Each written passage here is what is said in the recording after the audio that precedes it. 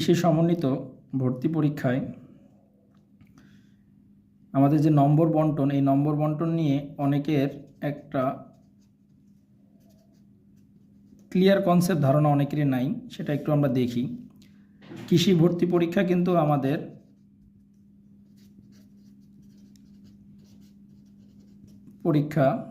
কিন্তু দুইটা রেজাল্টের উপর ভিত্তি করে হয়। একটা হলো এসএসসি এইচএসসির রেজাল্ট, যেটার ক্ষেত্রে এসএসসি অ্যান্ড এইচএসসির রেজাল্ট, এটাতে আমাদের টোটাল মার্কস থাকে 50, তার মধ্যে এসএসসিতে 25 থাকে এবং আমরা এইচএসসিতে 25 থাকে।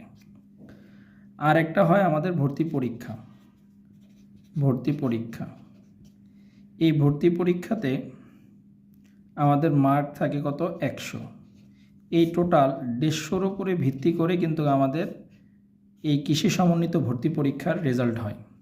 তো এই 150টার ক্যালকুলেশন, যখন ভর্তি পরীক্ষায় আমাদের 100 আছে, এটা নিয়ে কোনো সমস্যা নাই। বাট সমস্যাটা কোথায়, যে এসএসসির 25 মার্ক এবং এইচএসসির 25 মার্ক কিভাবে ক্যালকুলেট করে 50 হিসাব করা হয়, সেটা হলো একটা বোঝার বিষয়।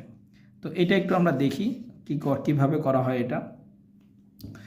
এসএসসি এইচএসসির রেজাল্ট থেকে 50-এর মধ্যে প্রাপ্ত নম্বর বন্টন এসএসসিতে করে 1050 নম্বরের মধ্যে প্রাপ্ত নম্বর ডিভাইডেড বাই 1050 গুণন হলো 25। এই 1050টা কীভাবে, 4 সাবজেক্ট বাদ যাবে এবং এসএসসিতে তোমাদের যে শারীরিক শিক্ষা এবং কর্মমুখী শিক্ষা ছিল সেগুলোর নম্বর বাদে, তার মানে 4 সাবজেক্ট, শারীরিক শিক্ষা, কর্মমুখী শিক্ষা, এই সাবজেক্ট 3টা বাদে টোটাল নাম্বার হলো 1050। এই 1050-এর মধ্যে কত মার্ক পাইলা সেটাকে 1050 দ্বারা ভাগ করে 25 দ্বারা গুণ করলে আমরা এসএসসিতে প্রাপ্ত নম্বর পেয়ে যাব 25-এর মধ্যে কত। তো এক্সাম্পলি ক এর এসএসসিতে প্রাপ্ত নম্বর 950, যেখানে 4 সাবজেক্ট, শারীরিক শিক্ষা এবং কর্মমুখী শিক্ষা ছাড়া। তাহলে এসএসসি 25-এর মধ্যে তার রেজাল্ট, এই রেজাল্টে মানে 950 যে রেজাল্ট, এই রেজাল্টের মার্ক কত আছে। তো তার 1050-এর মধ্যে প্রাপ্ত নম্বর হলো 950 আর টোটাল মার্ক হলো 1050 গুণন হলো কত? 25।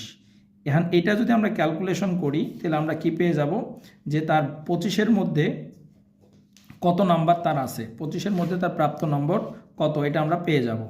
তো এটা যদি আমরা ক্যালকুলেশন করি তাহলে পাবো আমরা কত?